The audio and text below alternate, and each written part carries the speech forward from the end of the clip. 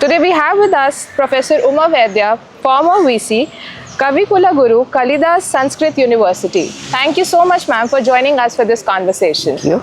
First and foremost, ma'am, I would want to know your opinion about the exhibition and the views of Maharajji. I would certainly like to say something about it. The exhibition is extraordinarily good. Actually, before our conversation over here or the dialogue, we have just visited two sections. That was one of the constitution and the first one with 12 principles like that. It is wonderful. And the important part is when the compere was explaining the things, myself being the Sanskrit student was echoing those Sanskrit words which we have learned from Ramayana, Mahabharata, Manusmriti, Kautilya Arthashastra. So for us, it was in a way refreshing our knowledge which we have gathered earlier. Now regarding the views of Acharya Ji, it is for the first time that I have learned him. I have read something from him and I have heard him. Actually, I have seen some of his videos regarding Jain philosophy and all that. When I was teaching in college, we had some glimpses of Jain philosophy such as Syadvad and Ahimsa and all that. So it is not that I was unfamiliar totally. But here when we heard him, it was a wonderful, valuable input from him that we gathered. Actually, today's topic was about ancient Indian polity. And about ancient Indian polity, we have four pillars of ancient Indian polity. That is the Vedic values, then the Ramayana values, then Mahabharata values, and then systematized science of polity in Kautilya Arthashastra. So what we were expected that to find out the principles which can be revamped in this modern context.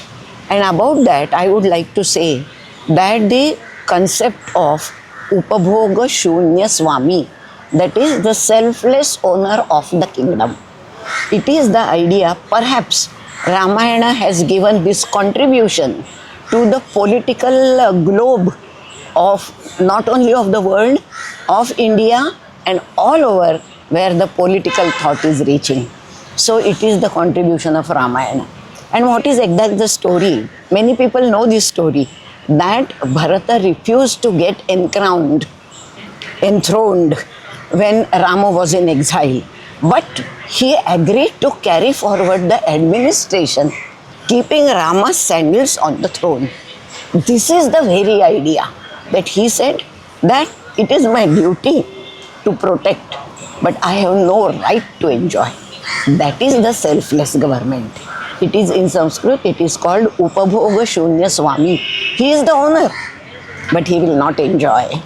So what we want today, as we see these political leaders grabbing the wealth, grabbing the land, in that case, this is the main principle which we have to revamp. The concept of alliance. Perhaps you know that Rigveda in Sanskrit is the first recorded literature of the world. In this Rigveda, there is the first reference to alliance. There was Bharata king Sudasa, and against him 10 kings, the 10 tribal kings have come together and they were fighting against him. So this was the negative type of alliance, because Sudasa was a Vedic follower and these 10 tribal kings were non-Vedic. So non-Vedic people have come together to fight against Vedic. So this was the fight between Satya and Asatya, between Dharma and Adharma. And so as we are in the complex of Adharma, we want to revive alliance, but with the new idea, which Dr. Jaishankar, our foreign minister, has rightly done. In one of his speeches in UNUA, he said that, I know that alliance was with the negative, that is for mutual selfless. Now we want to do it on global level. We will make such an alliance where all the nations will be having the neighborhood relation, which will have our len-den as one neighbor takes some food specially prepared from his house and gives to the other. In this way, the negativity of alliance is now totally removed by this attitude, which is gratifying news. So, such are the principles which we can revamp, and this dialogue is important for this reason that here is the combination. Those who have learned ancient polity, those who are yet in the politics itself, and this combination will surely take the nation ahead. So I congratulate the organizers also. I can't congratulate Swamiji, but my vinamra pranamas to him for giving that opportunity to us. How do you see the position of women in ancient India, and do you think that we are taking lessons from ancient India in order to have adequate women representation today in modern governance and in positions of power? Yes, it is a good question, because starting from Rigveda, women were always honored and respected in all the fields of society. A time in between came where the position was slightly lower down, but that is because of the foreign attacks. Basically, Indian concept of women and Indian concept regarding their capacities is at very high level. Even in Ramayana, when Rama was sent to exile, Vasishtha has first given opportunity to Sita, and she was asked to govern over there, because he said that Sita is the Ardhangini of Rama. Correct. So she has marital right on the crown, on the throne. So she should be given the chance. But Sita refused to do it. But what was important is his view regarding Sita. Even in Manusmriti, even in other literature, we find that women were highly respected. Yatra naryastu pujyante ramante tatra devataha. The devatas also like to reside at the place where women are respected. Such is our culture. Occasionally it happens that now in this situation, only the physical qualities of the lady, they are looked upon and they are raped and everything. But this is not the original Indian culture, and it was value-based. And that is why even in Rigveda, the king was given the benediction while he is crowned कि आपके राज्य में ऐसी स्त्री पैदा हो जो lead कर सके, पुरंदर योषा, ऐसा उसको आशीर्वाद दिया गया है. तो मतलब कहीं भी भारत में dishonoring of women were never seen. The concept of sovereignty and nation state, which was spoken about today in the discussion. So how do you see that aspect in today's legal system? How do you see that? We are feeling a bit short of that word sovereignty, and Acharya ji has explained it very nicely.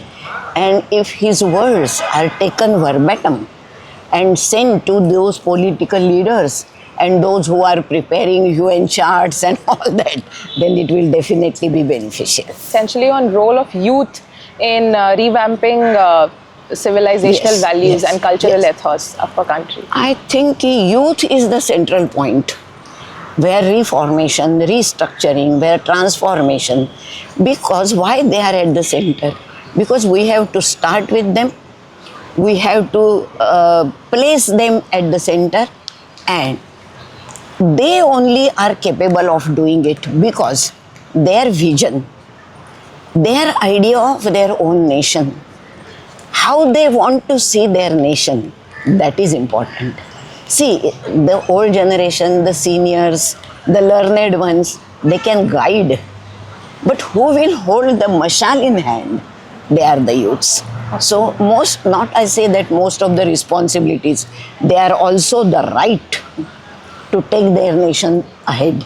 And therefore, once I remember, they should not ask for their rights, but they should start with their duties.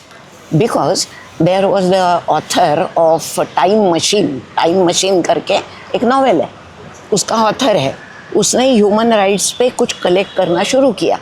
तो उसने महात्मा गांधी जी को खत लिखा कि आपकी क्या राय है human rights के बारे में, तो Mahatma ji said, you have started at the wrong point. You should have started with your duties and the rights will follow. So I will not opine anything on the right because you have started at the wrong point. So this is our culture and the youth has to understand this. That is why youth is at the central place. Absolutely, ma'am. With that, I would like to thank you.